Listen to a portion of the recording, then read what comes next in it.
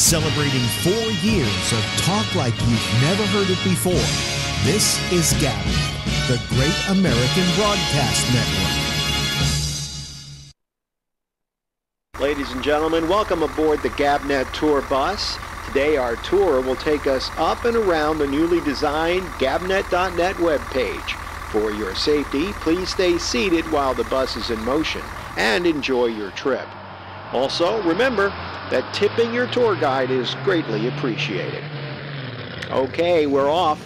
The first place of interest that we're going to pass on the top left, you'll see a rotating billboard of all of the great GABNET programs. Legend has it that legendary broadcaster Alex Bennett created this billboard to attract early visitors to GABNET and to lure them into his site. To this day, it's one of the top attractions on our tour. Up next, look over at the top right and you'll see the most recent video of Alex Bennett's Ramble. And if you're lucky enough, we'll see Alex interacting with the citizen panel. Always a tour highlight. Did I mention that tipping your tour guide is greatly appreciated? As we approach the bottom of the Ramble video, we see quick links to all the ways that you can connect with GABNET programs. Facebook Live, YouTube, TuneIn, Livestream, Vimeo, and the GABNET Roku channel. They're all additional stops that you can make if you choose to step off the bus. But remember, please tip your tour guide if you do, and then you can hop on the next bus. Here's another highlight on our tour. On the left side, you'll see GABNET On Demand. You can quickly access any of the most recent programs there. Clearly, a value spot on our tour because downloads are at no extra cost. Please give your attention now to the right side. Look at the complete tutorial on how easy it is to become a citizen panelist. By the way, if you're a Luddite, there's a phone number that you can use to dial in. Okay, we're nearing the halfway point on our trip. I certainly hope that you're enjoying it. Oh look, there's the convenient call Skype button that you can click on, which will automatically connect you to the citizen panel. So now we're turning down the center of the page. I don't want you to miss any of these attractions, so please pay attention. Up first is a link to the 24/7 feed. Now these are going to come fast and furious, so pay attention. Next is a quick note on how you can hear GABNET on Amazon Echo. Next, quickly coming behind that, and this is always exciting, a screen that shows Alex Bennett's Ramble when it is live, with a countdown to the next show. It's always fun when we pass and the show is live. We're winding down our tour of GABNET.net, but before we reach our final stop, it's important to note that there is a place for you to contact them with your comments. Let them know how you like GABNET.net and the GABNET programming. And with that, we wrap up our tour. Remember, as you step off the bus, to please be careful. And also remember that GABNET is talk like you've never heard or seen it before. Did I mention, please tip your tour guide? This is an Internet Network news break. IP Pingsley reporting. Our top story, the Great American Broadcast Network, otherwise known as GABNET, is now a TuneIn partner. TuneIn, the world's largest audio network, has joined forces with GABNET, the world's most innovative talk network. GABNET's partnership with TuneIn means that listeners now have 3 main ways to listen to GABNET programming: GABNET.net, TuneIn.com, and the convenient TuneIn app for smartphones. To participate in the network's innovative citizen panels on GABNET programs, use Skype and type the handle GABNET Live, or call on your phone 347-352-0079. For more information on this network, its programs, and its hosts, log on to GABNET.net. That's GABNET.net. This has been an Internet Network news break. Celebrating 4 years of talk like you've never heard it before. This is GABNET, the Great American Broadcast Network.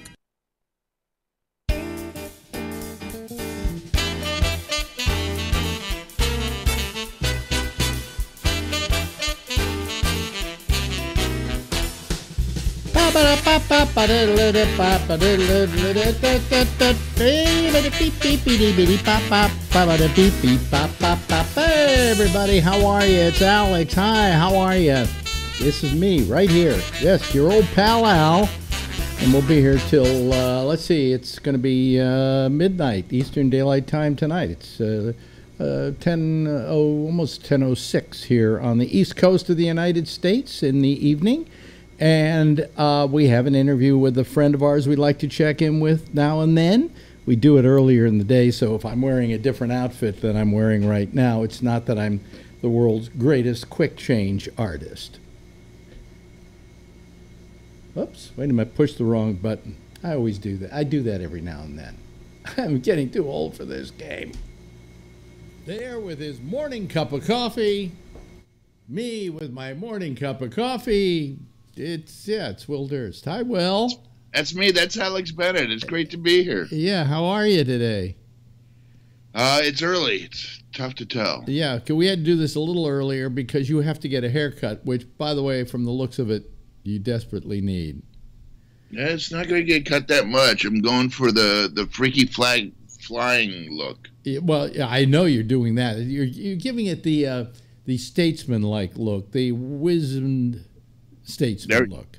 Yeah. Wizened statesman. That's what I'm going for. Yeah. And eccentric.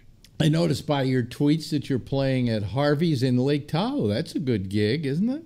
That is a good gig. It's going to be fun. Probably my last time there because I was booked by the Improv before they were bought by a group called Helium. And Helium has two clubs, one in Portland, one in Philadelphia. Yeah. And now they've expanded their roster by taking over all the casino improvs, of which I think there are 3 or 4. Vegas, South Lake Tahoe, and a couple of Indian casinos in Southern California. So you don't think you'll be working for them again, or are they? No, they're much into the younger demographic, the TV comic. Although rumors abound, Larry Bubbles Brown told me, so you can take it with a grain of salt or a 15-pound Himalayan salt lick. You can take it either way. But he said that some of the younger comics were driving the older patrons out of the audience, that they were leaving in droves because of language and subject matter. No, really? Oh, okay. Yeah. All right. Well, because, it's a casino crowd and it's kind of an older crowd. So I don't know what to expect. I don't know. Well, they're making decisions based on knowing nothing. They're a corporation. They bought the place up, and were they comedy people to begin with? Yeah. But Philadelphia and Portland, so they don't understand the symbiotic relationship between Northern California and Tahoe, which exists, which is similar to the relationship between L.A. and Vegas. Yeah. Well, anyway, Mr. Durst, we have some things to. Which one's that? Eloise? Yeah, that's the other one. Yeah. They all her head in to find out if you're okay, because she worries about you. She does worry about me. She expressed concern about. Did she say I'm looking gaunt or something like that? No. She just wanted to check and make sure that you look good. Oh, okay, good. So she stuck her head. Gee, a lot of stuff's been happening in your bailiwick, which is political comedy. You must have no end of material now. I mean, it just keeps coming every day. Yeah, it's hard for the audience to be able to focus on what I'm talking about because I don't know if it slipped past them. Although I wrote a line about having Kim Kardashian in the White House. And I said it was the largest collection of ass since Jimmy Carter hosted the Upper Michigan Donkey Basketball Champions. Which is a little complicated, but it works on stage. Yeah, it's a little complicated. But, I mean, it's just getting so... God, I mean, I'm beginning to feel we're living in a banana republic here, or something like that, Soon. On martial law soon. I mean, just these pronouncements that I can do nothing illegal. Apparently he has special powers. I think he was bitten by a radioactive spider. Well, I think he thinks with being president comes immediate respect and immediate authority. And king-like, nobody questions anything or off with their head. Yeah. I mean, it's getting absolutely, it's getting terrifying. It is. Everybody's getting terrified. You know. Although these are just legal maneuvers. You know, I mean, these are legal maneuvers. When you go in to a court, you have to plead either guilty or not guilty. I mean, even people who we've seen on tape hacking people's heads off with a machete, even they go into court pleading not guilty. And that's what his lawyers are saying. Well, he's not guilty because he can do anything he wants because he's president. And hopefully the courts will, you know, shave that off. If they don't, we're in deep doo-doo. Wow. That's a problem. That's a problem. But I mean, you know, it's just that when he says that, you know, I can pardon myself for a crime that I didn't commit. Yeah. And when have you ever known Donald Trump to say pardon me? So No. Yeah. I mean, just this idea of what the job is and what it entails and what your authority is beyond belief. You know?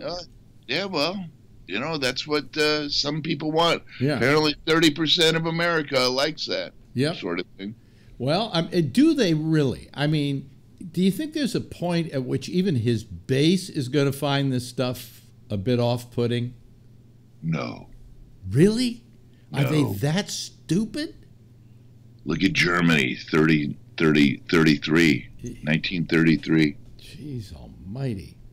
Well, so there's a certain group of people that believes in black and white, and when you give someone power, you give them all power, and they don't mind his agenda, which is they scrub America clean. They seem to have minded Obama having the power. Yeah, that's a different thing. That wasn't a white guy. He's a Negro. A starter Negro. He was only half black. He's only half black. A starter Negro. Yeah, we're just Afro-curious. You know, it's amazing to me that did you see the story recently that Israel was spying on Obama to try and get dirt on him? Oh, really? Yeah, that's the latest. Yeah, I didn't see. Yeah, I mean, Obama has. He wasn't pro-Israel enough.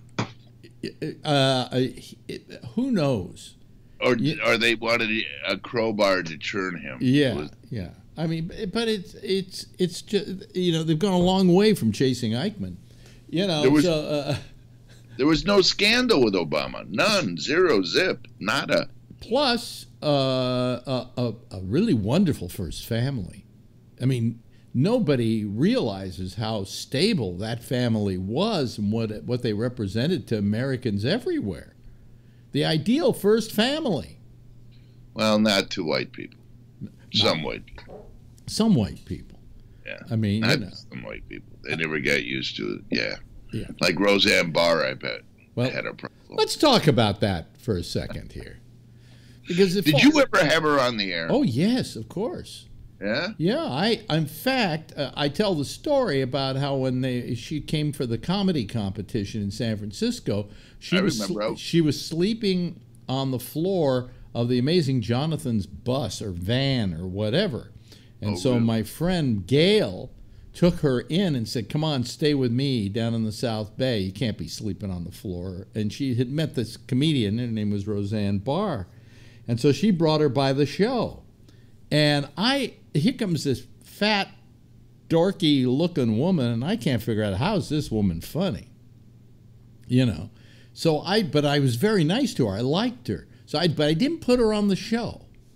But I used to take her out, she and Gail, every morning for that week while she was in San Francisco, because she was dead broke, used to buy her breakfast.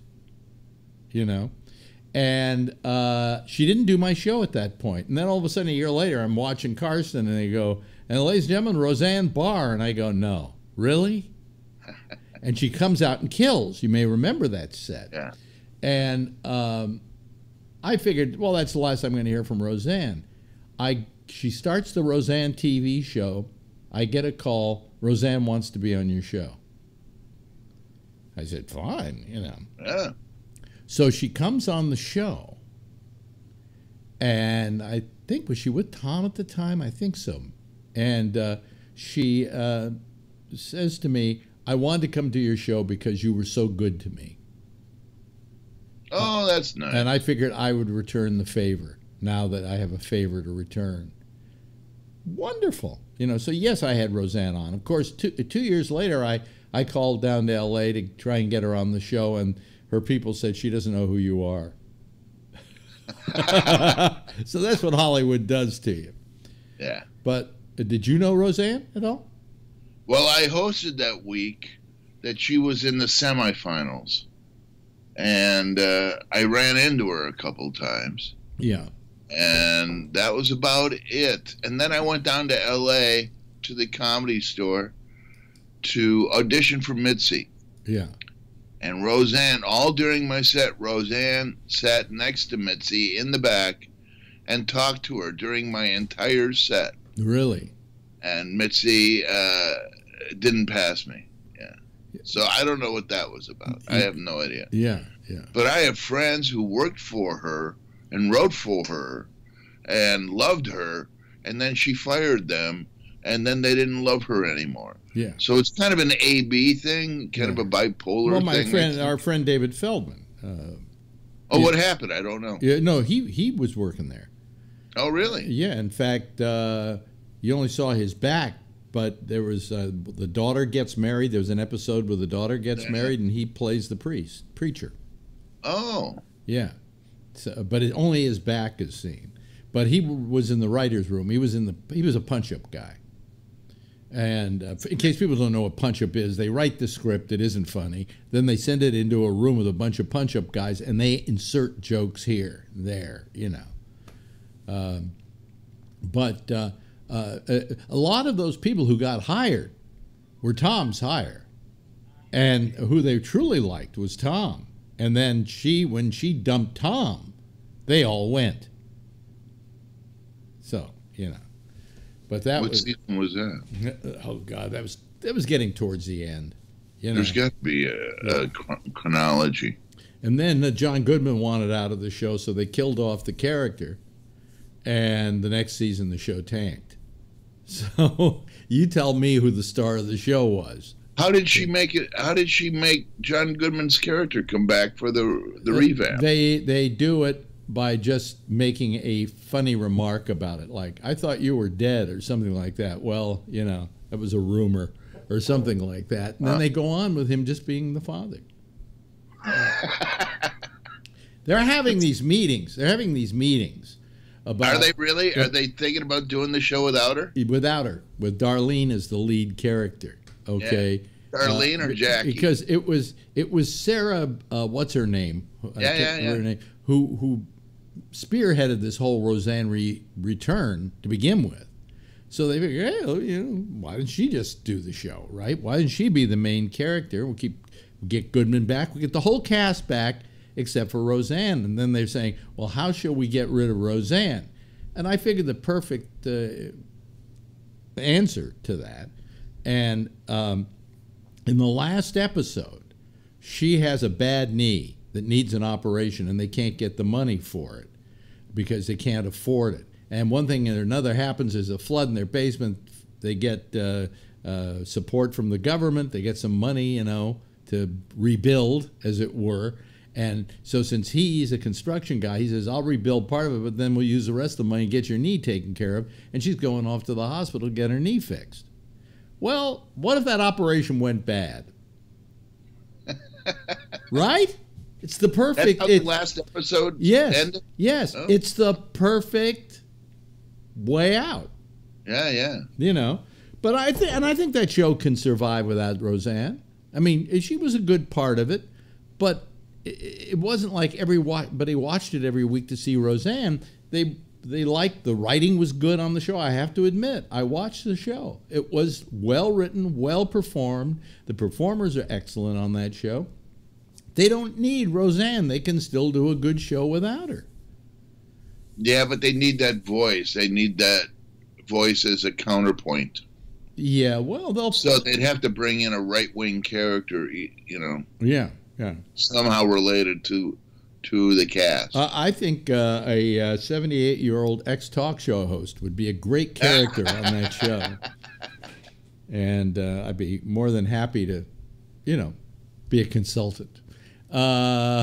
So anyway, but then, what it migrated to was she got fired, okay? And then Samantha Bee. Then Samantha Bee happened, which that one really bothered me. I'll tell you why it bothered me. I mean, I think the Samantha Bee show is mediocre at best, okay? But I watched the episode, and she never said cunt. Never. It was bleeped. And then the copy I got had subtitles if I wanted them. So I brought up the subtitles, freeze framed them for my audience so they could see it. And even where she says cunt, it says beep. Oh, it doesn't say asterisk? No. She never said the word on the air. She knew because she knew she couldn't use the word, and that she would say the word and the audience would laugh, and then they bleep it out later on, and that's the way it would run. So the intention was never to use that word. Doesn't the show run live? No. It's taped? Yes. Okay, so nobody ever heard the word. No, but only the audience and you had to figure out what the word was. Well, a lip reader probably could. So the word is in your head, not her mouth. Right, but she could have said, "I didn't say that." Show me a tape where I said that, where it went out over the air. So I mean, nobody's bringing that up. The word was never broadcast. That's a whole different. Yeah, aspect. And let's face it, I mean, what was wrong with the comment? Ivanka is a cunt. Feckless.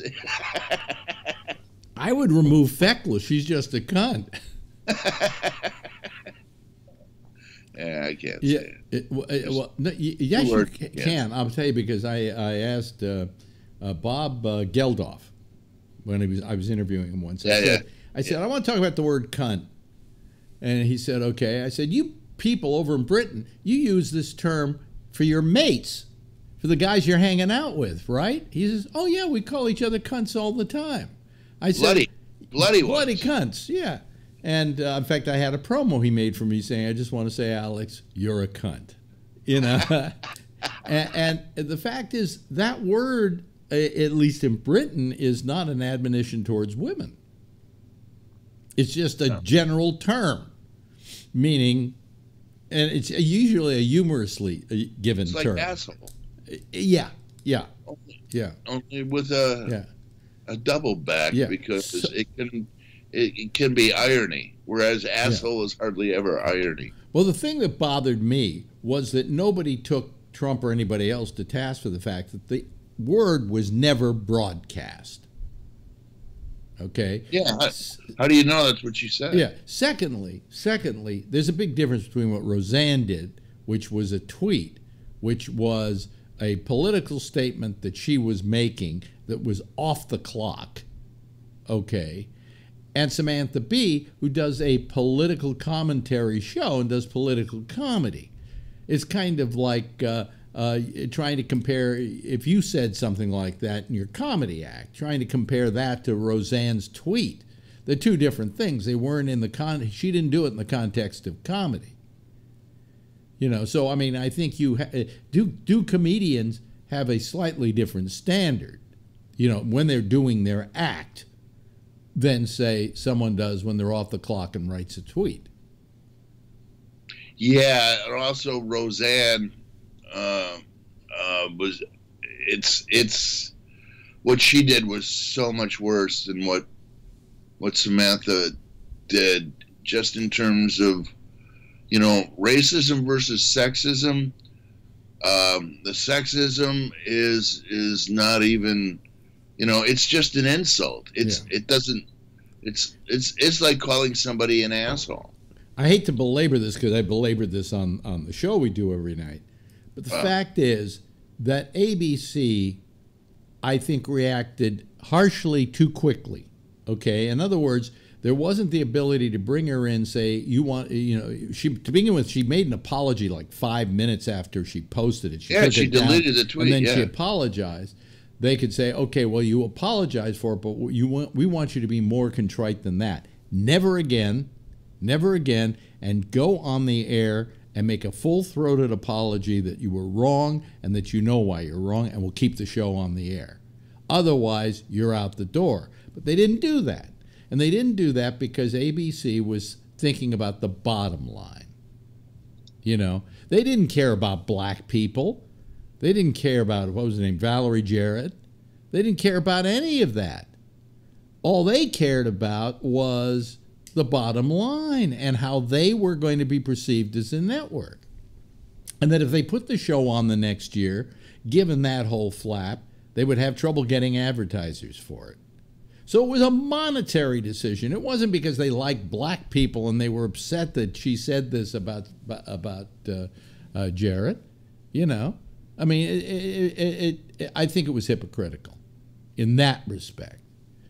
Would I have fired her? I would have never hired her in the first place. It's about money. It's all about money. I mean, you hire somebody and know what you're getting. It was like no surprise, okay? No surprise.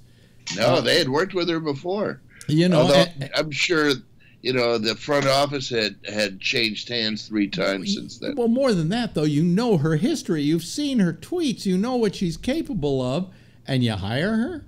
Are you out of your fucking mind? Right? So that being the case... She ran for president under the Green Party. Yes, right. And then she went to her macadamia nut farm in Hawaii, and we thought we'd never hear from her again. And then all of a sudden, ABC says, we're going to do this Roseanne show. Welcome to the Roseanne show. And you go, oh, wait a minute. They're doing this again? Really? For real? Yes, they were. And that was the situation, you know, and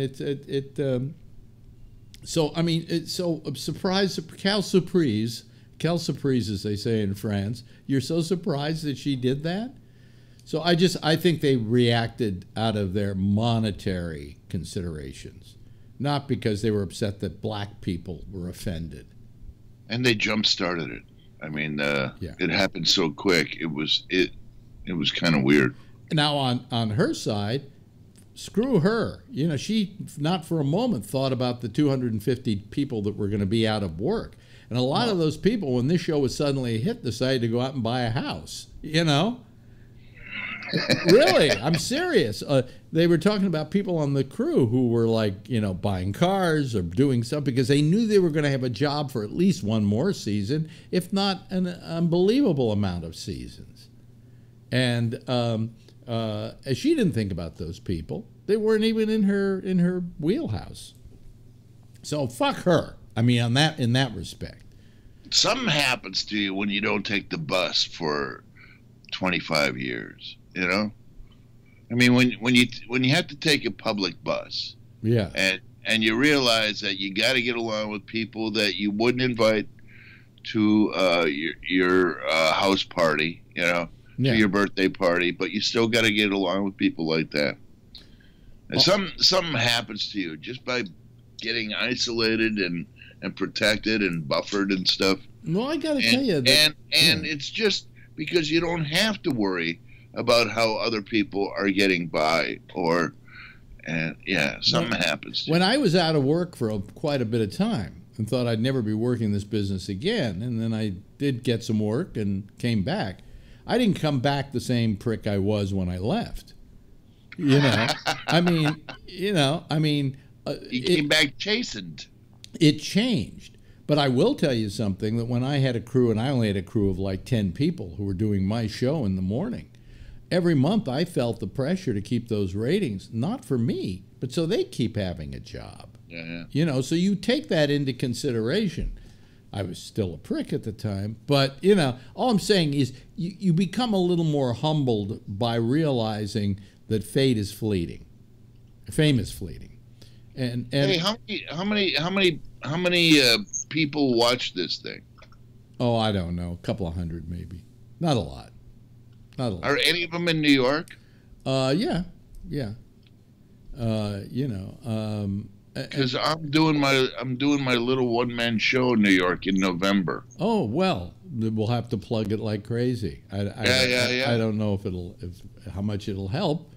Hey, every little bit helps. But it's only a 72-seat theater. If you need a place to stay, we do have a guest room here. I appreciate it. I think the producer is working on that, though. Yeah, well, I'll be glad. I'll be glad to charge him for the room. No, but just know that anytime you're in New York, if you need a guest room. Man, I'm doing my. I just did the Punchline last week, and I think it might be my last week at the Punchline, and this might be my last week at Harvey's. Why are you saying that the last week at the Punchline? Because I'm 66. I mean, people don't want to see people. I'm not famous. You know, if I were famous and 66, I could keep working. But people don't want to see an old fart. Although I did make them laugh. I did all politics, and they all laughed. Yeah, but let me tell you something else. I just thought about this the other day. When's the last time you saw Lewis Black? He's touring. Is he touring? He works here all the time. Oh, okay. This is one of his golden landing spots. Because I don't see him having specials anymore on Netflix. You know, I don't see any of that stuff. Oh, he's 4 years older than me. Yeah, so I was wondering if age is holding him back a little bit, at least career-wise. You know. No, I mean they have this new theater in Napa called the Uptown. Mm-hmm. It's refurbished. It's gorgeous. It's gorgeous. It seats about 750. Yeah. And that's where everybody used to be the Napa Valley Opera House. No, all the big acts are going there, and he's there twice a year. Oh, okay, good. I'm glad because I love Lewis. He's a nice man, and he's a very funny comic. Very funny. Lewis one time was doing a book reading out here. And he was touring in a bus, and it was somewhere in Marin. I think might have been at Marin College. Yeah. And they wanted me to introduce him, and no money or anything. Yeah, it's a book thing. Yeah. So I get there early, and I knock on the door of his bus, and some guy comes out, and he's the tour manager or something. I said, "Hi, I'm a friend of Lewis's, and I just wanted to say hi before the show." He said, I'll tell him you stopped by." Well, can I see him and say? Oh no, he's taking a nap before his show, so he wouldn't let me. I was pissed. Oh. I was pissed. I'm here. Well, to show you, I'm doing this for free for him, and he won't even come out and shake my fucking hand and say thank you. Still pissed. But I blame it on his people, not on him. They probably never even told him you were outside. I don't care. You hire your people. Your people you're reflect right. you. But Lewis, when I the first time I interviewed him here in New York, to show you how many people went through my doors in San Francisco, says, I was on your show in San Francisco years ago. Yeah. He said, that's before I was shouting. Somebody told me to start shouting, and then all of a sudden I became a hit. Yeah, well, he was managed. I forget who he was managed by, but at Summerfest in Milwaukee, Deb and Mike and I would go and do the comedy stage every year. Yeah, and because I'm from Milwaukee and I had a little bit of a draw, and because his management company had a big act, some real. They traded their big act if they would hire Lewis, and so Lewis ended up. Was he the MC or the middle act? I can't remember. The MC. And and we never had an MC, so it was weird. So it was kind of stuck onto the end, and it was an outdoor crowd, and we had worked it for years in a row, so we were kind of conversant with the rhythm, and he had no idea, and he went out a little harsh. And it's like when the MC is a little harsh because Yeah. they're the first thing you see, you know? Exactly. So, yeah. And then he kept getting more and more famous, and it kept bringing him back and bringing him back.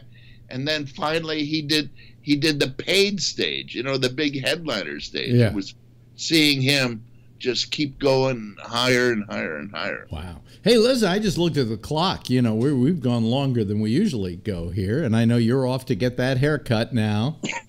Yep. I arranged the haircut hundreds of years ago. So Hundreds of years ago when it first started growing. Anyway, ladies and gentlemen, he always comes to see us about once every 3 weeks, and I look forward to every minute of it. Will Durst. Thank you, Will. see you, buddy. You take care. Celebrating 4 years of talk like you've never heard it before. This is GabNet, the Great American Broadcast Network.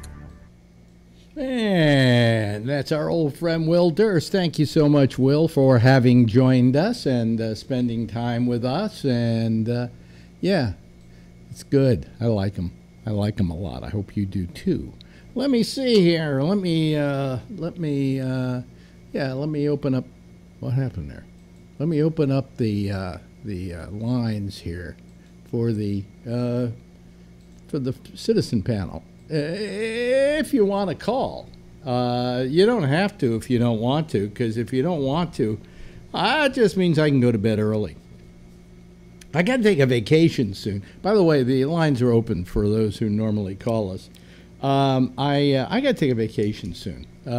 Girlfriend and I have decided we haven't been anywhere since we got married, and we really haven't gone anywhere. Partially, I guess, because I haven't been working for the past almost 5 years, and so can we afford it? Which now I'm beginning to realize that getting to be the age I am and the money I still have left, I can spend some of it. So we're going to take a vacation. We're thinking of going to maybe to Spain. I don't know. We haven't figured it out exactly. And so what I'm going to have to do is I am going to have to take a couple of weeks off here. And, it's up to you guys to fend for yourself, because I finally decided it's time for me to say, fuck you, I'm taking a vacation. Right? Right. Scott Boddicker. Hi, Scotland. I just got back from vacation. Where were you? I was in the cornfields. Kansas? Iowa. Iowa. Okay. Well, they're cornfields in Kansas too, right? No, wheat. Wheat in Kansas? Wheat in Kansas. Okay. Come on, man. So you consider Iowa a vacation? Define vacation. Well, I'll define Iowa. I went through it once, and it was late at night, and we were looking for a place to stay, and we wound up in Cedar Rapids. Right? That's the second largest city, yes. Yeah, and we didn't want to stay there, so we just kept driving. So that's my, Which way were you going? East to west? We're going east to west. Yeah. East to west. Okay. Yeah. Okay. Yeah. I'll tell you, when you're driving. Hi, Rob. When you're driving across the country, things are going pretty good. You see mountains, you see rivers, you see things like that, and then all of a sudden you hit these states that seem to go on forever. Like it's Kansas, and then it's what after Kansas? Which way? Going west? Going west, yeah. I think it's like Colorado. Colorado. Maybe? Well, anyway, there's a whole long stretch there where it just seems interminable with nothing to stop and see. Yeah. Right? Well, you go to the I states. You got Indiana, yeah, Illinois, yeah. and Iowa. Okay. Yeah. That's and what then happened. Idaho's a lone wolf. Idaho? Idaho's off north. That's how I think Melania first introduced herself to Donald. I'm a hoe? Idaho. Anyway. Hi, everybody. Hello, Rob. I was just thinking about you. I don't know why. I was just thinking about you. Yeah. It's been a busy summer. Really? Yeah, it just has. In what respect? Well, like I said, we have all these new neighbors, and there's always events planned that go late, and then there's work, which sometimes when I'm exhausted, it's like, so I'm in bed. But I mean, just between work and the new house and all the stuff, it's just been busy summer. Well, it's kind of like, I mean, when you're tired and you've worked a long day, the last thing you want to do is talk to a washed-up talk show host. So, It's just, it's sometimes you're like, oh, I just have no energy. I've been talking all day. Yeah. Because that's what I do for a living, right? Yeah, right. It's kind of like, I wonder what certain, like sometimes people used to say to me, Alex, why are you so quiet? You're on the radio, we hear you all the time, you talk constantly, why are you so quiet? And I go, well, when a hooker goes home, I don't think she necessarily wants to fuck. I mean, it's kind of the same thing. Yeah. Yeah. And I hate to be that hooker's boyfriend. I guess that's why they have pimps. The guys are making money off them and they can live with it, But anyway, so what's new with you, Jeff? Well, you were just starting to talk about vacations, and yeah, I think it's my wife and I decided that before we die. That's what you think about as you get older. Before we die, yeah. Before we die, and I gotta say that because I lost 2 brother-in-laws this year and a half or so. So because of that, and they were the healthy. Wait a minute. You lost. Wait a minute. Let me figure this out. You lost 2 brother-in-laws. Then your wife had 2 brothers. No, wait a minute. No, actually, a brother-in-law is my sister's husband. Okay. Okay, and my wife's sister's husband. Oh, I see. Okay, because I don't have any relatives, and neither does girlfriend. So brother-in-law kind of confuses me when people say it. What's a brother-in-law? Yeah. So anyway, we decided that we really have a good vacation, and we go on vacations often, so we're pretty happy about doing that. But we said, you know what? We're going to take all the grandkids and their parents, okay, and go to Italy. Nice. This summer. Can I come? Yeah, me too. Me too. Just let me know where you're going to be. So, It's just one more mouth to feed. It's okay. Yeah. It's another one, another one we would hardly notice. Yeah. But I mean, it's just that I keep thinking, how can I take a vacation? I get this to do every night, And I finally figured, fuck it, it'll just be nothing on for 2 weeks. Fuck you, You got to do it. Mentally, it's just so important. Yeah. But you get change. If Jack wants to do the 2 hours, he can do it. I don't care. Somebody has to run the server here. But if I'm not here and it goes down and nobody can figure out there how to fix it, then let it be off for 2 weeks. I've just gotten to that point. Where I'm saying, hey, I'm just too wedded to this thing. Where I just can't go anywhere or do anything. Yeah. You got to enjoy life. Yeah. You got to enjoy life. You got to do what to sit home and do this is nuts. If it goes down, it goes down. You don't have to worry about, no one's going to upload programs. It doesn't matter. They could do their live shows and log on, log off, and be done with it. Yeah, right. I'm just gonna do it. If I come back and nothing's been running for a week and a half, well, so be it.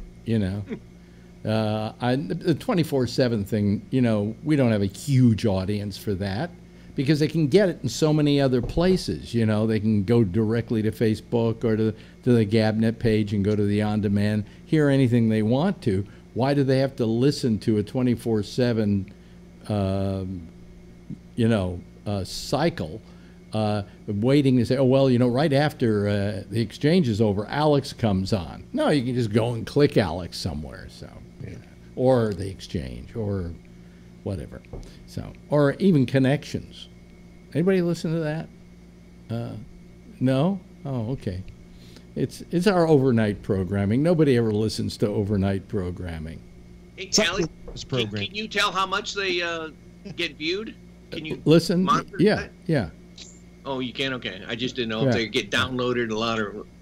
Well, that I don't put them on the on-demand, so I don't know how much they get downloaded. I stopped doing that because we don't really own that show, and it's a lot of work to post yet another show. I was posting 5 shows a night sometimes, 6 with with the arena and stuff like that. And I finally said, I'm not going to post them anymore. They run on the stream, and that's good enough. I heard their show last night. Huh? And it was about music. And tell you the truth, they kept talking over the songs, everything. It was more organized than Amy and Jack's show, but it was still a lot of banter. Yeah, well, the reason they talk over the music is they don't, I think, have a license to play the music. So if they talk over it, about it, then that is fair usage. I thought they were on a radio station. Did that end? They are, but I don't know if they have a license through that radio. I have no idea, to tell you the truth. I just told them I don't want, unless they have the licensing, I don't want them to play music. And if they play it, it can only be like, a certain amount, and you have to be talking about it. So I guess that's what they're doing. I don't know. I can't say that I stay up that late to listen to the whole thing. I hear them every now and then. They sound entertaining. They're nice enough people. It's something that we started here, and it's been on almost, 3 years now, or 2 years, something like that. That's a long time. Started out as the sexy whatever Living Sexy, yeah. Getting Sexy, what was it? Living Sexy. Living Sexy. Getting Sexy, yeah. And then it became Connections, and it's a good show. If you have nothing else to do, put it on, listen to it. Hey, I thought of something. Let me get my face, my picture out of your picture, Phil, because you're talking to Will Durst. Yeah. And your topic of conversation was the Roseanne show. Mm-hmm. And you keep saying it's about the money. It's about the money. And what I'm thinking is they're in hiatus right now. And they're not in hiatus. They've been canceled. But they say they've been canceled. But basically, everybody is talking about this. How much you want to bet this is a publicity stunt, and they're going to be right back with Roseanne next season? She'll make her apology. Oh no, she won't be back. Time will go by. That's not going to happen. That's not going to happen. It'll much to do about nothing. Not going to happen. Well, you also said the same thing about Singapore and Trump. So all I'm saying to you is not going to happen. Okay. We'll see. I wish I could say you're right, but you're not. So I still don't believe Singapore is going to happen. Me too. There's plenty of time for that to go away again. Well, the president has kind of lowered expectations every time he's talked about it lately. So we don't know. But no, I don't think I think the thing about Roseanne coming back, they don't really need her. If they've got the same writers and they've got basically the same cast, you've just gotten rid of one character. That's it. And she was not the show. Nobody said, I got to tune into that show because I think Roseanne's terrific. They liked the show. Yeah, I think that what's going to happen... I'll bet you... No, here's exactly what's going to happen. They're going to find a way to say what happened to Roseanne, and somebody suggested here, and I've been suggesting it to everybody else, that she was going into the hospital for a knee operation in the last episode. Well, she went in for the knee operation and something went wrong. That's right. Okay? And now it's Darlene and the kids and John Goodman as the widowed father, and the same writers writing the same comedy and the same homespun, middle America, lower class family. And you can call it Sans Roseanne. No, they're going to call. Already they say it's going to call Darlene. Family. It's going to be called Darlene. Yeah. They were going to welcome back Cotter. And one of the reasons is that what's her name who plays Darlene was really the push behind getting this Roseanne on the air. Yeah, and she's already on ABC during the day on the talk. No. She's over at CBS. Oh, that's CBS? Mm-hmm. You mean the Julie Chen? Yeah, the Talk or something it's called. I think the Talk. Right. Yeah. But you know, I mean, I think they'll bring it back. I think it will get good ratings. I think that people, if you have the same writing and you have the same actors, then I think that thing has every chance of being as big a hit as Roseanne was. I might watch it then. Yeah. If she's not on it. Yeah, a lot of people I would. couldn't watch it after the first episode. I tried. Yeah, I'll tell you though, I watched every episode. And I watched every episode because I said, you know, this first episode's so well written, I want to see what the second one's like. And by the time I kept going, I went, you know, this is just well written. I want to hate it. There's everything in me that says hate it, but I can't hate it. And you're absolutely right. I think they get rid of Roseanne, they might actually get more people. They're not going to lose the people they already had, and they may get more people who stayed away because it was Roseanne. Do you think they'll cancel with her being ostracized? Do you think you'll see the end of the old Roseanne show in syndication? Does that go the way of the Cosby? It's gone already. They'll bring it back. Well, it was temporary. No, you say they'll bring it back, but they don't. You know why they pay money for those things? They don't get them that big a rating. Why should they care? You know, I was watching a great movie. It's one of my favorite movies of all time, called A Face in the Crowd, with Andy Griffith playing a television personality known as Lonesome Rhodes. Yes, I've seen that. People would be very surprised if they saw this picture because he plays the antithesis of Andy Taylor. Okay, he is about the meanest, nastiest asshole fucker mother, and it's all about this guy. She bails out of jail, and she puts him on his radio station. And he has this very natural quality that people are drawn to, and he becomes he becomes a big star in that little city. So then the big city hears about him, and they have him go there, and he goes there, and he gets even bigger, and then he gets so big that he's being courted by senators who want to be president, and promising to put him in the cabinet. I mean, he just becomes huge, and the ego, of course, goes with it. And he's always been an asshole, but this makes him a bigger asshole. And is that your description of you in Life in the Passing Lane? No. It's more like Trump. No. It is a picture that I just watched again, and after all these years, it was made in the 50s. After all these years, it's still relevant. Wow. Sometimes you go back and you see old movies you really liked, and you go, boy, the acting was terrible in that thing, and oh boy, what were they thinking?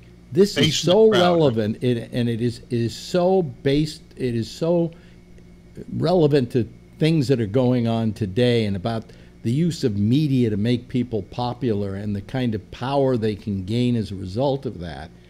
And at the end of it, Walter Matthau, this was like almost his first picture, who plays a guy who was working as a writer for him. He's finally yelling and screaming, what's gonna happen to me? I'm gonna get him back again. I'm gonna get these people, because he says some stuff on his show that turns the whole audience off.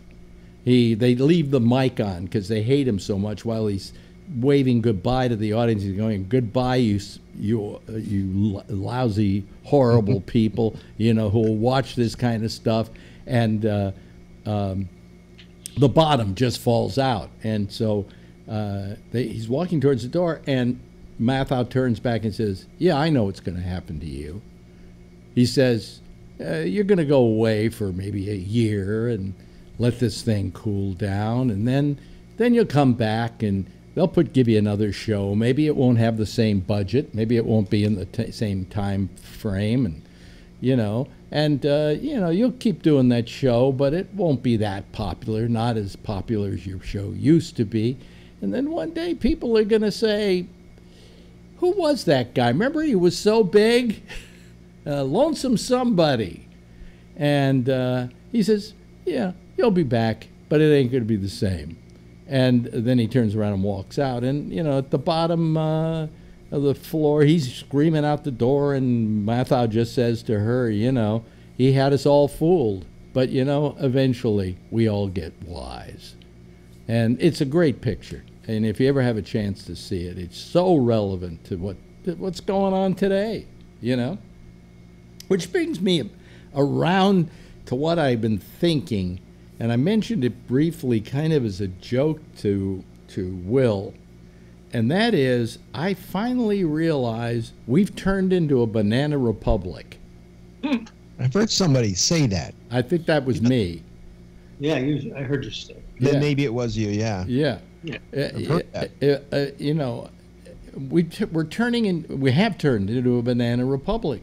I mean, this is the kind of thing we expect out of dictators in South America, right? This kind of talk about I can do anything I want to, and I can't be sued, and I could kill somebody on Madison Avenue, and nobody would bat an eyelash. You know, I can't be prosecuted for anything. I can pardon myself. Pardon myself, yeah. Yeah, I mean, and pardon me, pardon yourself. You know, it's scary. It's finally getting fucking scary. Yes, Jeff. I don't think it's just that Trump does it.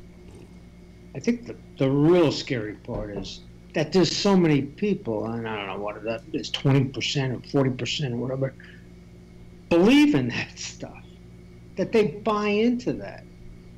That when he says, I can kill people on Manhattan, on whatever he said, Fifth Avenue, and nobody's going to do anything about it.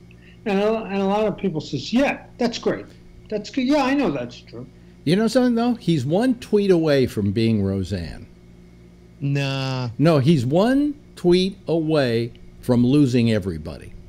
From doing that one thing that just Huh? What could it be? Who knows? Who knows? Who knows? But if he doesn't stop, you know, chances are good something horrible is going to happen. He's going to say something so inappropriate. How about banged Ivanka? Well, that no, we know he lies a lot, but we certainly wouldn't believe that. You know the problem is everything that could make his base hate him. It's going to take too long, right? He's not doing anything for his base. He's not giving them jobs. There's nothing. They're not.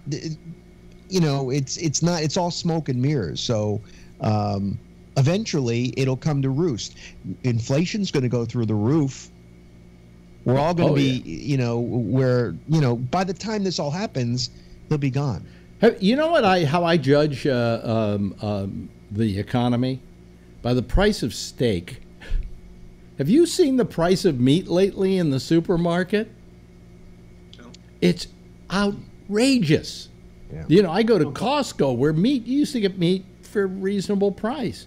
You know, I didn't look through the meat and find anything under like $37 a package. Wow. It's cheap in Texas. You ought to come on down. Yeah, but man, it is expensive here. And I don't know why. It could have something to do with maybe wheat or something like that, you know. Corn, you know. Who knows? Cows don't eat wheat. Buying kosher food. What do I know about what cows do and don't do? You know, you can look out your window. Feed. No wonder it's so expensive. You're feeding wheat to your cows. Oh, rice to the cows. Rice. Well, I was going to tell you, my wife was in Norway this week, and on a vacation with her sister. Yeah. And they were on a little on a ship. Yeah. And there was all kinds of people there from France and England and I don't know, maybe Italy, whatever. And all of a sudden, when they understand that they're talking to Americans, oh boy, ooh, they're like, "What's the matter with you people? Why you? I guess we can't talk to you because you love Trump, right?" And my wife goes, "No, I'd like to kill the son of a bitch." Wow. And they couldn't believe that most Americans think Trump is the greatest guy in the world. Wow. And it's funny, we have a different perspective by European people. She went to Norway, was it? Yeah, which is not really Europe. No, but all of the people on the ship were from France and Italy and Spain and England. Years ago, I was interviewing Stephen Fry, who's a British actor, comedian, very funny man, very erudite. Bush was president at the time. It was his first term. And Stephen Fry said to me, he said, we don't blame you for Bush being president because of what went on in Florida and all of that. He said, but if you reelect him, we will. And sure enough, we reelected him. Well, what can he be thinking now that we have Trump? He's got to think like every other European that we're a bunch of fucking morons over here. Phil hasn't reacted to any of this. What's his problem? I think he has his earplugs off. No, I have something's going on. There's something in the background of this. It's not broadcasting through, but there's a hiss. Well, so why don't you figure it out later?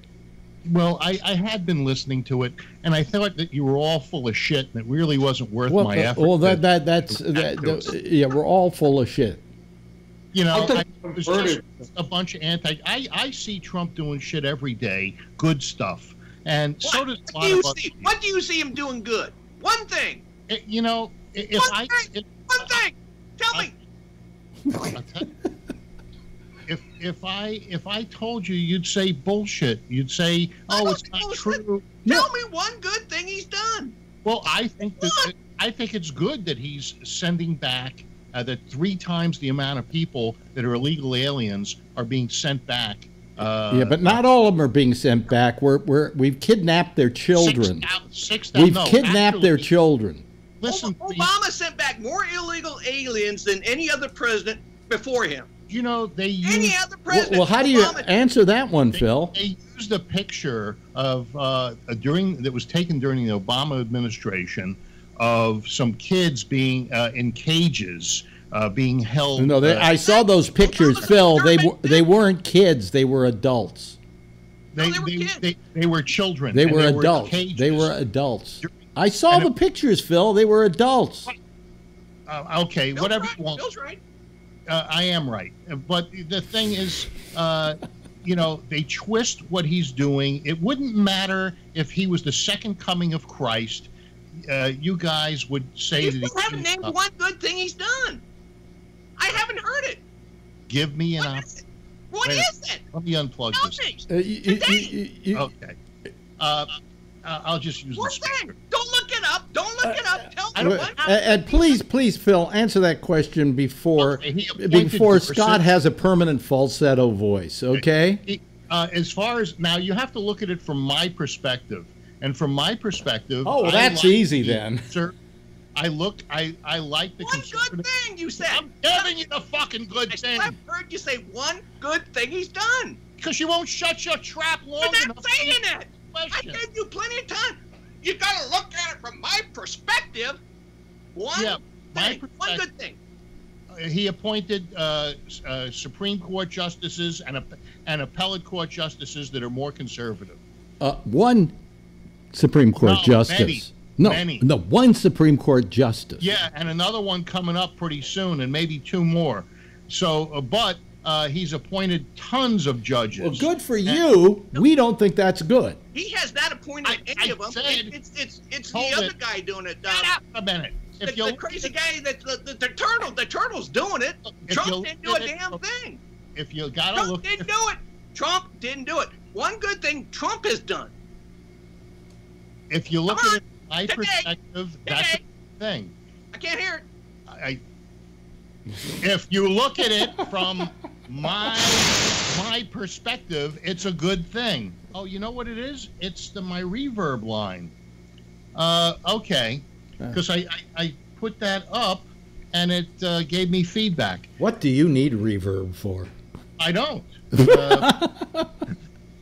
I'm going to mute it so that it doesn't interfere. Maybe this machine's breaking down. I believe that a number of the things that he's doing, the things that he's signed, the rollbacks of Obama. Now, you guys like that stuff, but as I said, from my perspective, I don't like that. What did he roll back? One good thing. What did he roll back? You can't even tell me what he's done. So, Phil, a couple of a Supreme Court justice, the conservative things he's rolling back. You don't have any problem with him saying he's going to pardon himself in case he's impeached. Well, you don't have a problem. That is a good thing. Because then he has to admit he was guilty of something. If you read his tweet, it said, I don't have to pardon myself because I'm not guilty of anything. But he's thinking about it. Wait a minute, hold on a second. Let me interject something here as the host of this program. Why was that whole subject even thought about, either on his part or Rudy Giuliani? Exactly. Because he's guilty. He's thinking about it. You just are another never Trump. Do you remember? By the way, do you remember when Rudy Giuliani Rudy Giuliani was America's mayor, and now he's America's asshole? I really, I like Rudy Giuliani. Oh, really? Yeah. Oh, really? And what about him exactly do you like? His wonderful legal expertise? Well, I have a feeling that what's happening is they're using this. They're trying to keep people off balance. I believe that's Trump's way of negotiating. But in the meantime, Trump is also getting ready to talk about denuclearization of the Korean Peninsula. He's going to talk about denuclearization. Don't get ahead of yourself. That's a long way. He says that may not even happen in the opening discussion. And by the way, did you hear what they've already discussed? Wait a minute. Hold on a second. Remember this guy? What was his name? Saul, or what was the guy's name who came over? His best pal. Yeah. Anyway, do you know what they talked about in the Oval Office? One of the things. What? No. No. So you don't know. Well, he delivered a letter. Yeah, but also people who were there said that he proposed to Trump that the United States help pay for a gambling casino in North Korea. And all I'm thinking to myself is, none of them have any money. How are they going to gamble? I didn't hear that. I heard them talk about the possibility that somebody needed to pay for Kim Jong-un's room. Oh, no, I had that story on my little newscast today. But Pyongyang never pays for anything, so the United States is probably going to have to pony up the money for very expensive hotel rooms in Singapore, which is one of the most expensive cities you'll ever visit. Can I ask you, when China opened up to the United States and the world, what activity did they use to start that conversation? It was just Nixon went over and visited. And no, Nixon went over, I believe. Right. Didn't Nixon go? Did he make a trip to China? Yeah, he might have, but who initially? He might have. Well, Kissinger talked to them, but but Nixon went over there, and after that, he started opening up. Number one, he started opening up the trade with the West. Also, what happened in China concurrently was that, and I believe that I'm trying to remember who the prime minister was at the time, but he was the guy that brought capitalism to China, and so it was ahead of it. Huh? You're getting ahead of it. It started with a ping pong game.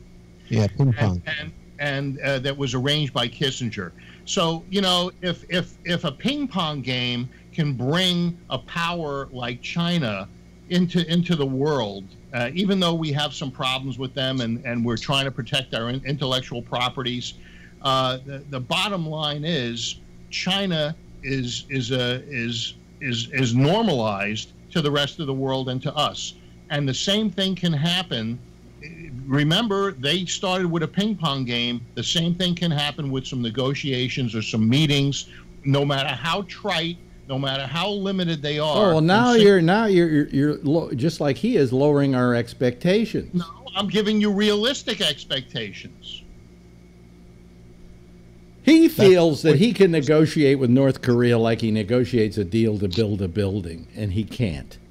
Well, so far, it hasn't worked for 70 years under the old way. And it hasn't worked yet either. You're getting ahead of yourself, Phil. As a matter of fact, who was the last administration to have really good ongoing? 1983, I think. I don't know if it was Bush or I think it was Clinton. President. I think it was Clinton. Under Clinton, yeah, they had some meaningful talks. But you know, you didn't have the president going, but you had envoys going and talking to each other. But you know, Kim Jong-un, if what he wants is a casino, then we know what he's really after in this whole deal. This could just be misinformation. Well, no, this is misinformation because it's logical. Since on the coast of North Korea, there's supposedly an area called the North Korean Riviera, if you can believe that, and they want to build casinos there, and they want to invite the world to come in and use it as a recreational place. I think that's a good thing. That's a very good thing for them. And you watch, when the whole thing's through, Mr. Big Deal is going to give North Korea a great deal. And you know what we're going to get out of it? Denuclearization. Something that's very similar to what we have with Iran. And believe me, it's going to be Iran 2.0. Well, I think that you're a naysayer. And we'll see. I'm a naysayer? We'll see what happens. We'll see what happens. In no particular hurry. We'll see what happens. You know, when you buy a stock, take place on the 12th. You know, when you buy a stock, you usually go, they say past, how they say past, whatever the word is, the phrase, when you buy a stock. But when you do look at a stock, performance is no reflection on futures. And if you look at any Trump past performance, it's a lot of stop, start, go backwards. This is going to happen in 2 weeks. I'm going to release this. You never hear about it. He lies. So how do you not be a naysayer? Yeah. Lies. All he does is lie. I think the last 500 days were feature-packed. Yeah, oh, absolutely. Yeah, he got a Supreme Court justice nominated. Woohoo! 500 days to do that. Good job, Trumpy. All right. Nothing's going to change your mind. He got one thing done. Nothing's going to change your mind. I'm happy with a no Trump zone, but we already have that in my newscast for the most part. Yes, Jeff. I think we have to make a clear understanding about the Supreme Court. That's his job. It's kind of one of the jobs that it's not that he made a choice. He has to do that. It's the way the government. He took it away from the black guy. It was his job too. If he would have put in, if Hillary was elected, do you think that doesn't matter who he selected? He can select any asshole he wants. I understand. That's one thing he can do. I like the assholes that he's selecting. Yeah, like Scaramucci. Great. Scaramucci.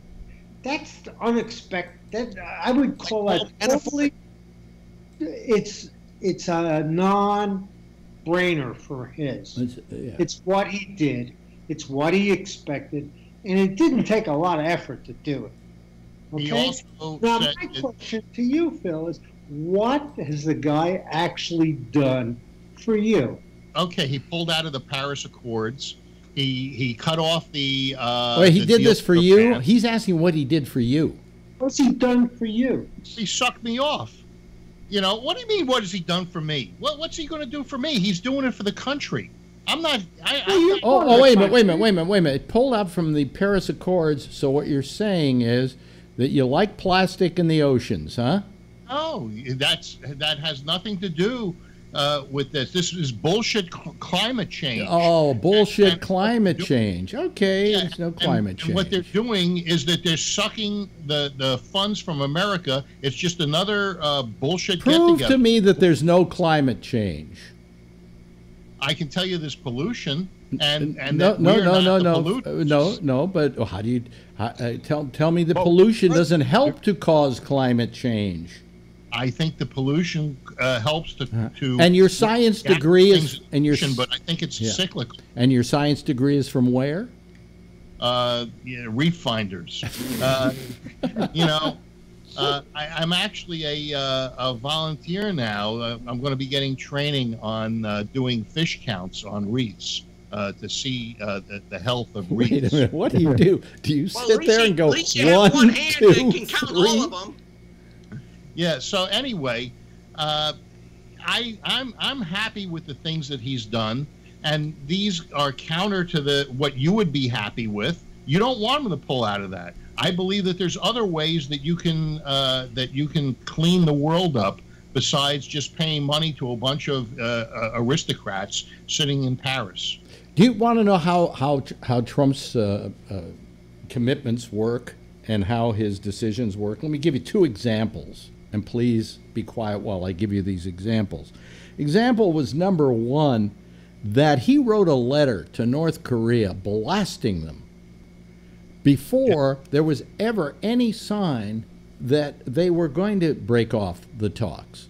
He did it because it was a face-saving thing, because if North Korea cut off the talks, he then had already sent that letter. Wait a minute, let me finish. There was no need for that. The same kind of thing is what happened with the, the Washington football team, the Vikings. Am I right? The Washington Vikings? Did I get it right? No, what? Redskins. No, Philadelphia Eagles. Okay. Eagles. Hey, I got an Emmy. I'm close. Okay? Anyway.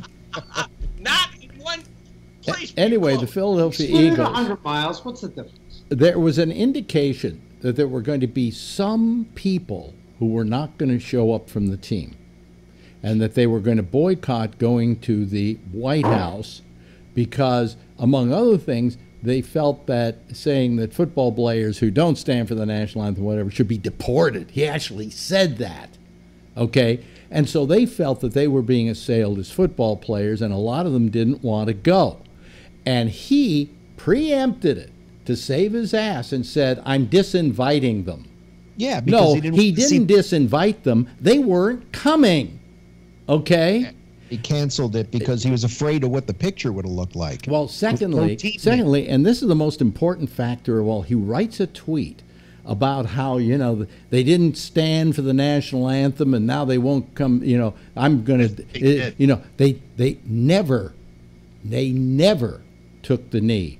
That team never took the knee during the national anthem. And yet he portrayed them as having taken the knee. And in fact, Fox, who is now being yelled and screamed at for this, showed a shot of members of that team taking the knee. But it was really them on the sideline waiting to go in during a game, and somehow they played the national anthem over it.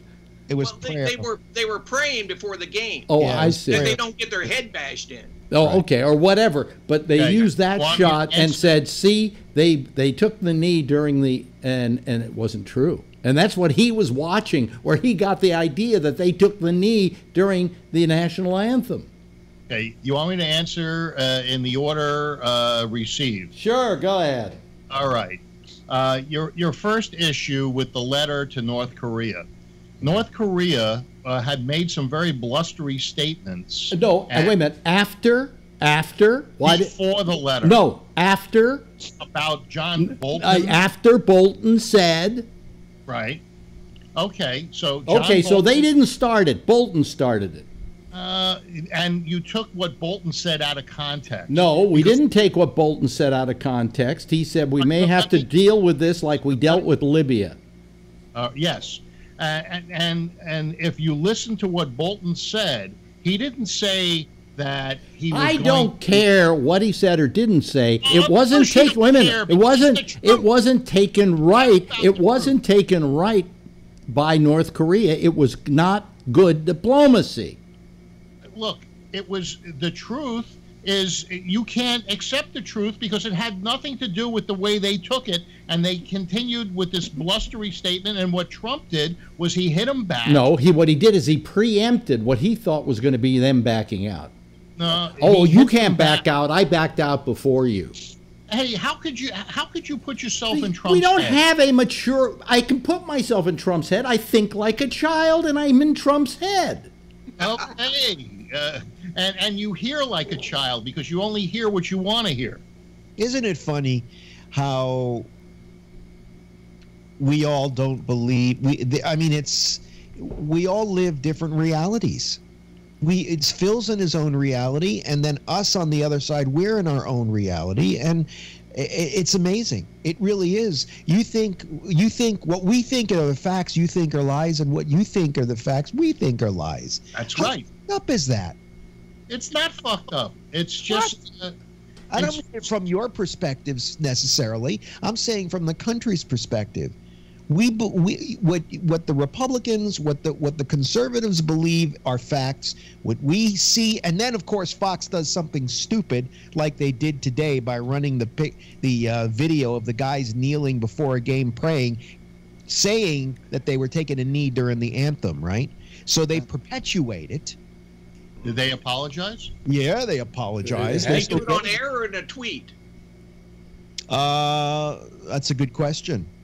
Did they show the people, oh, we lied to you earlier, we're sorry, we made a mistake? But no, they just probably put out a little blurb, okay.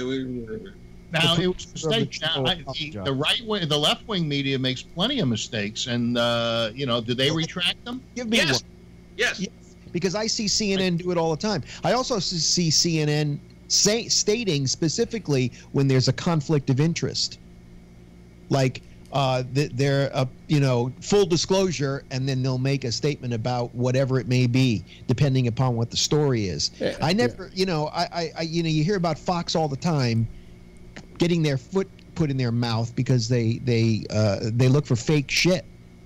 Well, you see, I hear the same thing about CNN and MSNBC. Actually, of all of them, CNN is about the most neutral.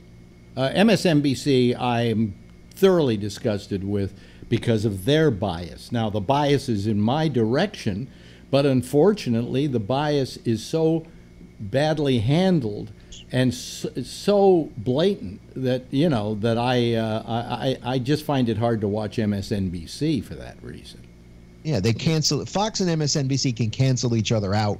Yeah, neither of them have any real credibility, so far as I'm concerned. On the other hand, CNN seems to try and be even-handed. Well, you're going to see it is heavy-handed on the left, and that's by the pundits, not by the news stories that they report. Like when something happens that they don't want you to know about on Fox, they just make it a headline. They don't cover live shit going on. Last summer, when Comey was in front of the Congress, they didn't cover it live.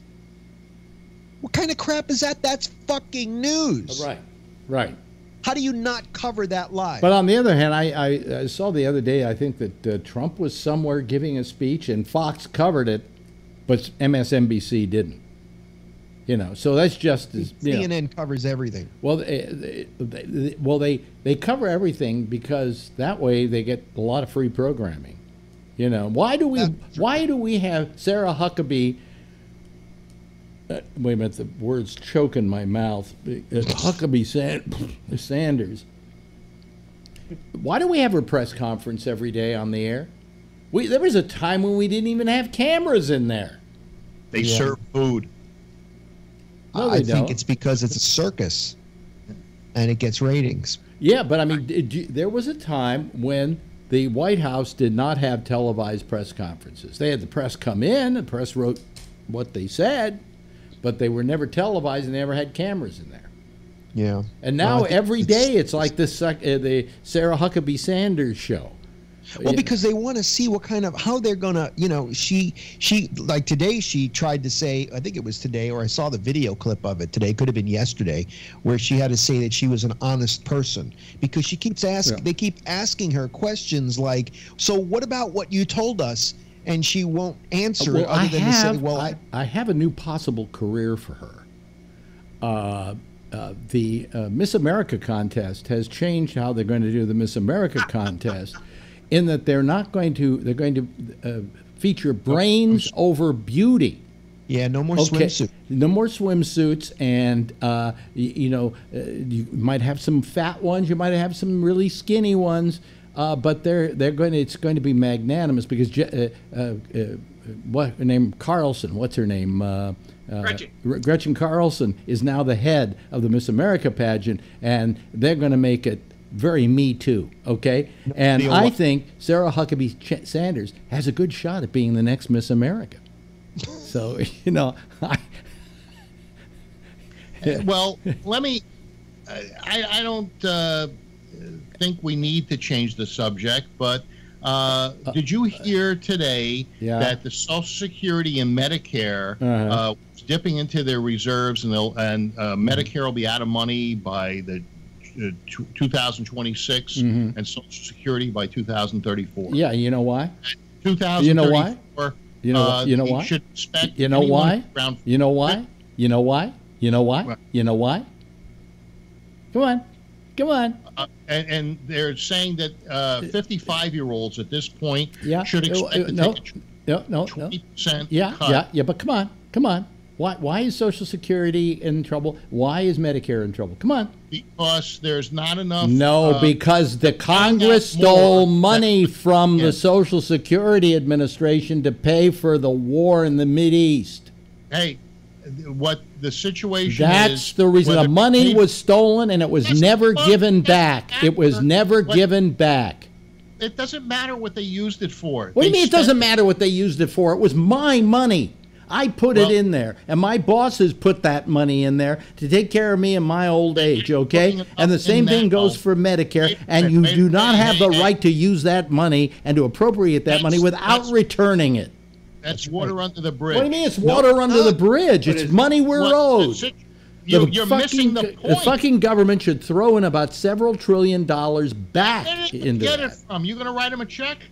Well, then don't take it from us. Don't take it from our. What are they going to take it from? The North Koreans, from their winning? You don't take it. The military. They need to take it from the military. The military.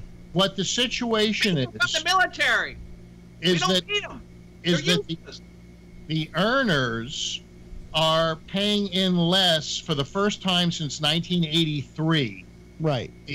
So there's less earners. Wait a minute. The amount of money. Why are there less earners? Yeah, how could that Explain be? to me, if Trump is doing so much for the economy, why are there less earners? That doesn't seem to make sense. Because baby boomers are retiring. Oh, I see. So there are less earners because there are less people working, yet the unemployment rate has gone down? Well, maybe it could be they're not getting paid what they used to get paid, and that's why that much money isn't being put in.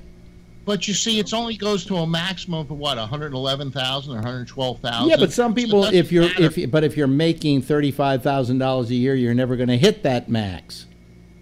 I understand. The issue is that this is what I'm bringing up is that this is the first time since 1983 that they're paying out more than they're taking in, so they're having to go to the reserves. You're missing some of the major reasons why, and we have not accounted for that. It's reality now. Don't you know? So how do we fix it? I know how we'll fix it. I know how we'll fix it. That's a good question. How would you fix it? The Republicans will be out of power. Wait a minute. Raise the top. Rob was talking. Rich. The Republicans are going to be out of power, even if there is a Republican Party, or it's going to be called the Trump Party, whatever. It'll be out of power, and the Democrats will fix it. I voted today.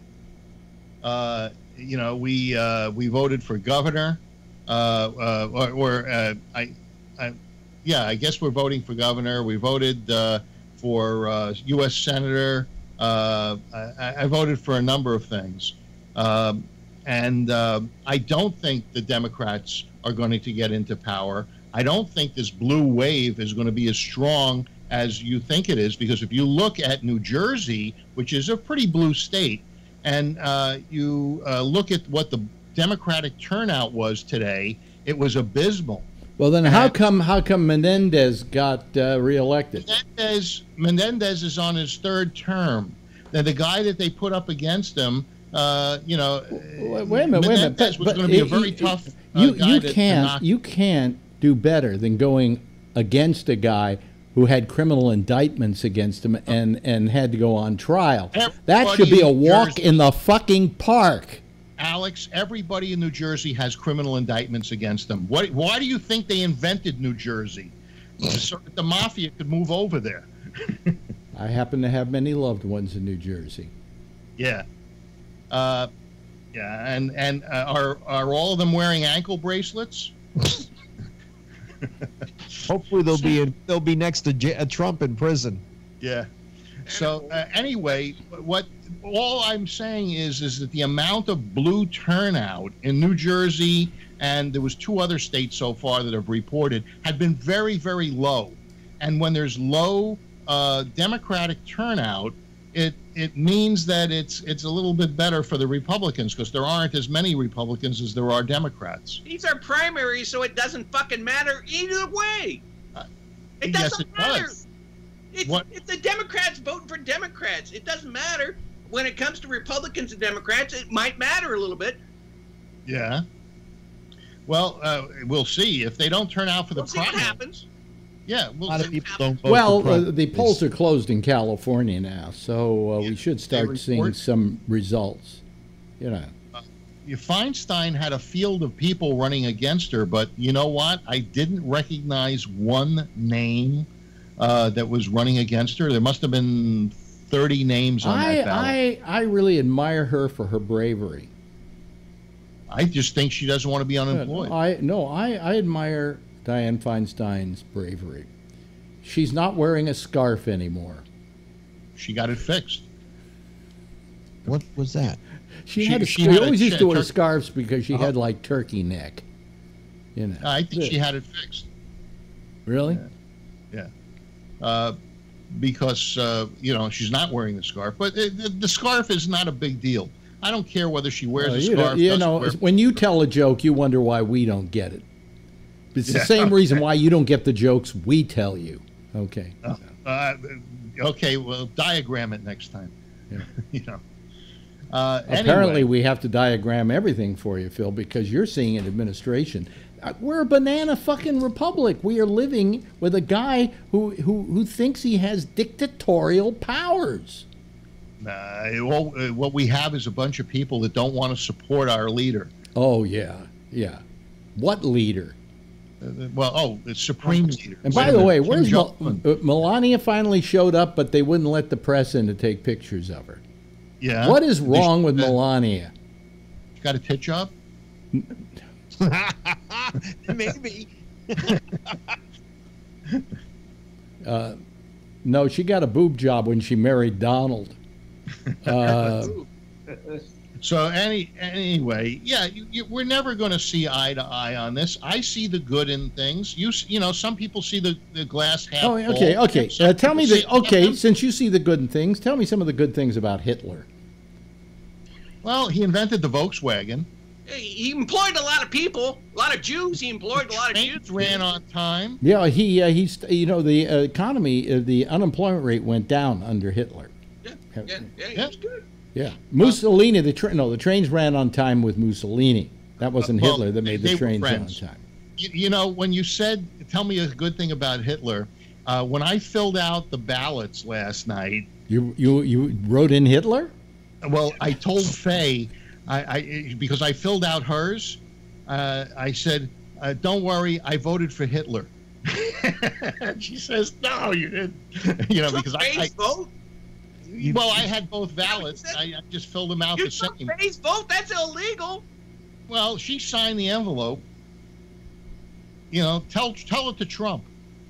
Hillary did it all the time. 3 million or 5 million. Okay, let's change the subject from I tried to from Trump. to another president, Clinton. Did anybody hear the interview with Clinton? Me too. He's a victim. Yeah. He's a victim. Well, I mean, did anybody see the interview at all? I saw clips. Yeah, I saw the major part of the interview where the black guy who was interviewing, what's his name? I can't remember his name now. Asked him because he's out pushing a book. He and James Patterson, is that the author? The mystery writer, have written a book together called "The President is Missing," and they're out pushing this book. But whenever they sit down with some journalist or some TV person to interview, flacking the book, they don't even want to talk to Patterson. They don't want to talk about the book. They just want to ask him all about Monica Lewinsky, how he feels about the Me Too movement. And unfortunately, I always thought that Bill was slicker than shit, okay? That he could kind of slide past anything. And, he was good at it. Huh? Yeah. Well, he's lost his ability. Because in this interview, he came out looking so fucking bad, it was ridiculous. Didn't he say that he was a victim? No, that's the way people have interpreted it. What he said was, the guy said, well, a lot of people feel you got away with it, And he said, I didn't get away with anything.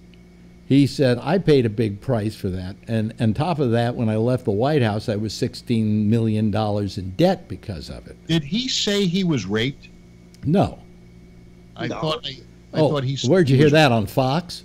No, I don't know where I got it. No. He never said that. He never said that. But what he did say to the interviewer was, he says, you should go back. You don't remember everything that went on and all the complexities of the situation. He said, and then he said, well, have you apologized to Monica Lewinsky? And he said, yes, I made a public apology and included Monica Lewinsky in that public apology. And then he said, but have you called her to apologize? And he said, no. And why not? He said, I apologized. It was a public apology. Everybody heard it, including, Monica Lewinsky, obviously. But people are on his case because they're saying, well, he's like... Slippery? Well, Slick Willie. That he's trying to get away with stuff here, and he's trying to make himself the victim and so on. I got to tell you something.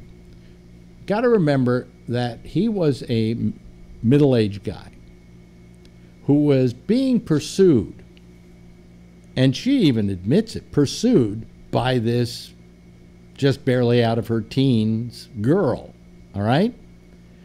I don't know about you, but when I was in my middle years and I was single, I didn't give a shit how old somebody was. If they pursued me, here I am.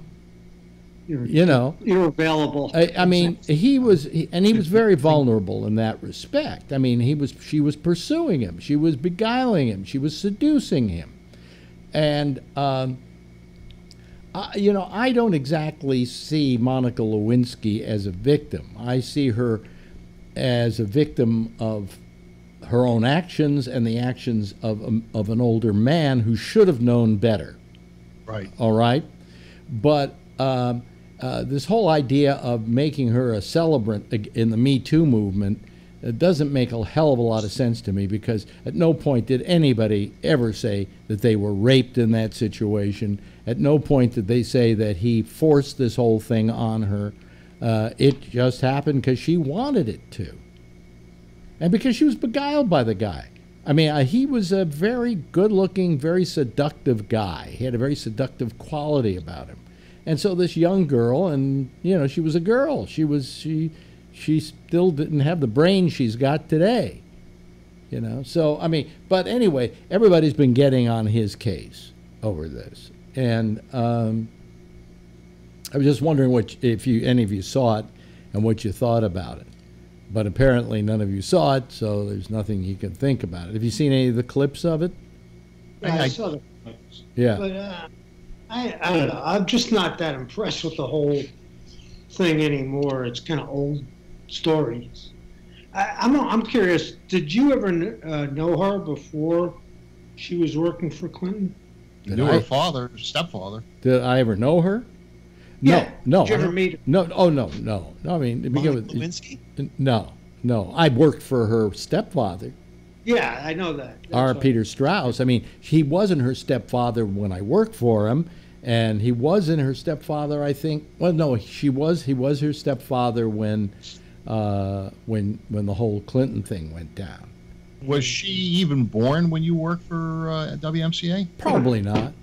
Yeah. Probably not. I mean, he had a wife at the time, and she died, I believe, is what happened. And if she didn't die, somebody killed her, because she was not a nice woman.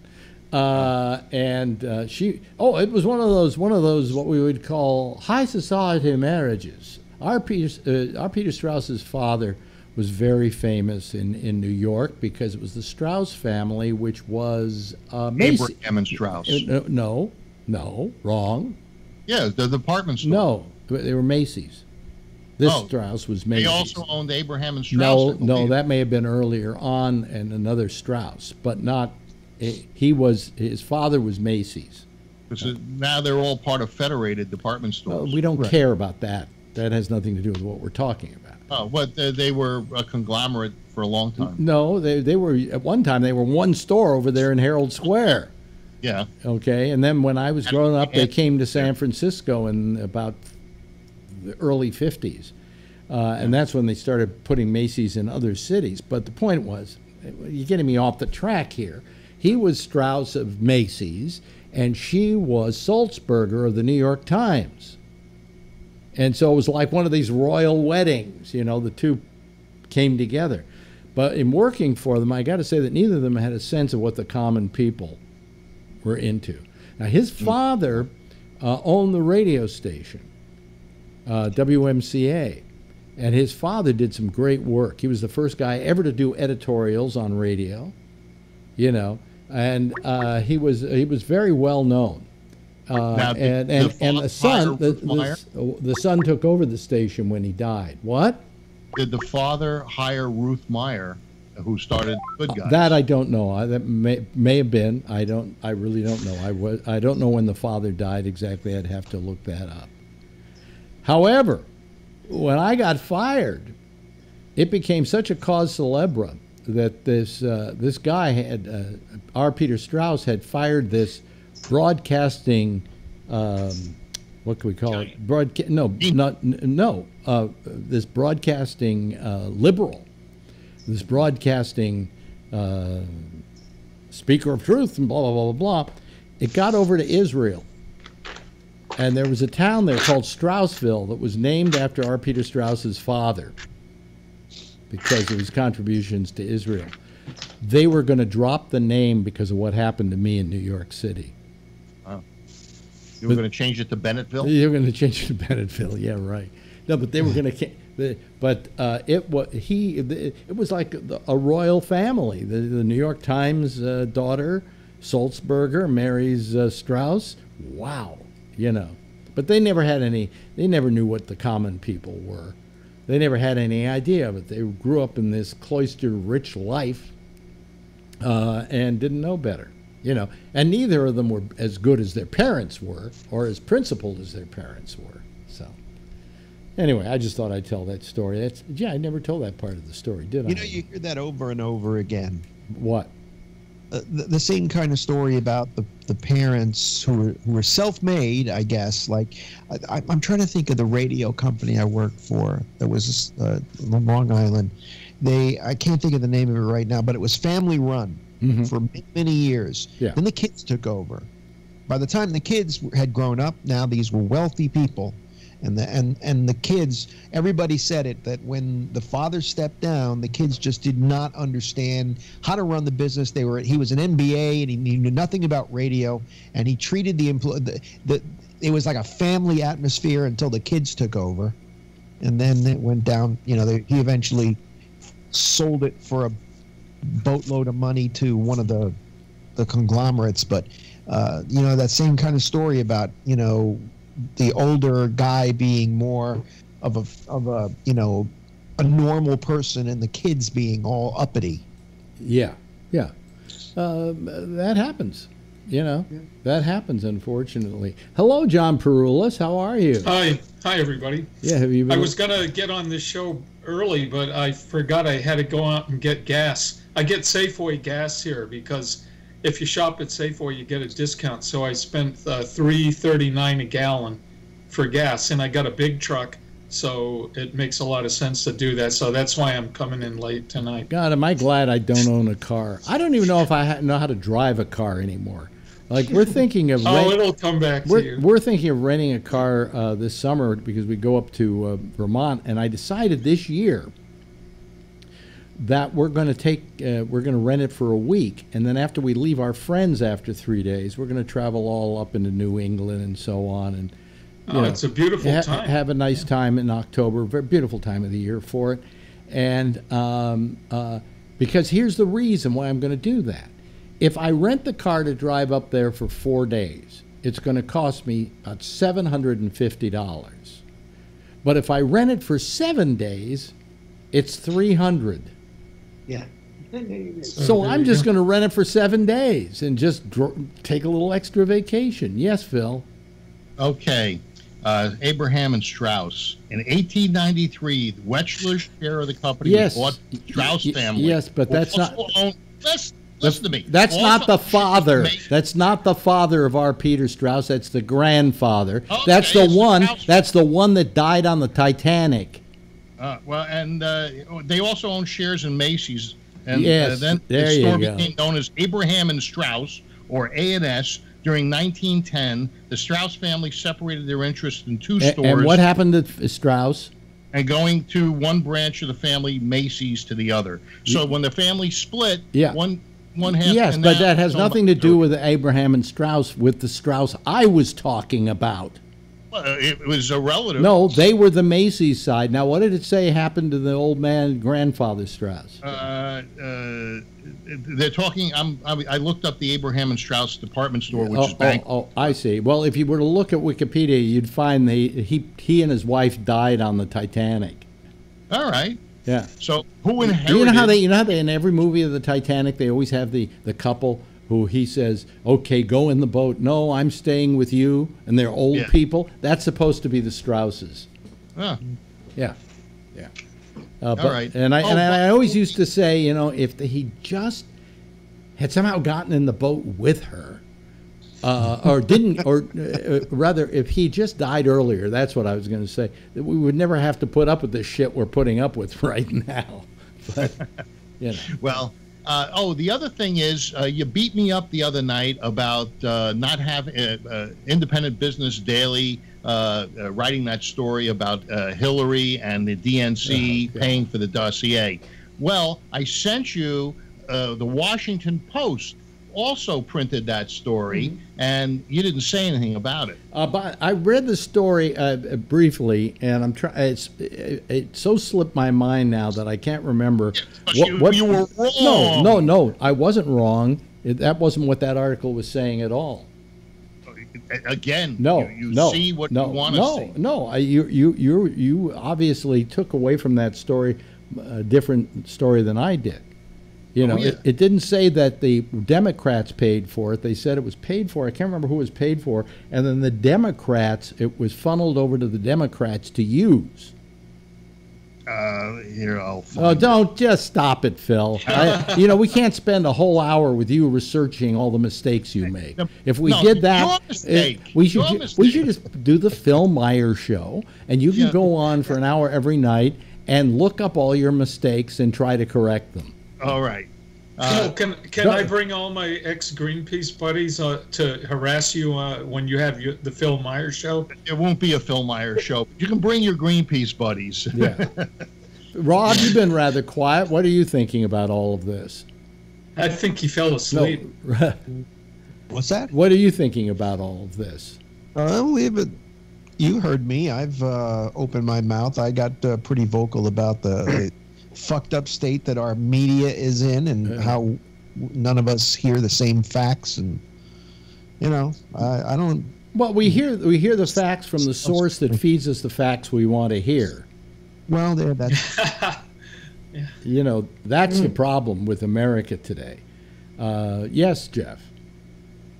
I remember today something that happened 50 years ago for me. Well, Bobby Kennedy got killed. That's exactly what I remember. Oh, really? And it was also happens to be the same day I graduated from college. I became an engineer.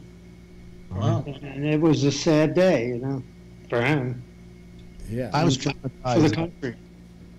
What were you saying, Rob? I was completely traumatized by it as a kid. I was a kid, and I was 11, and somehow it really, really fucked with me.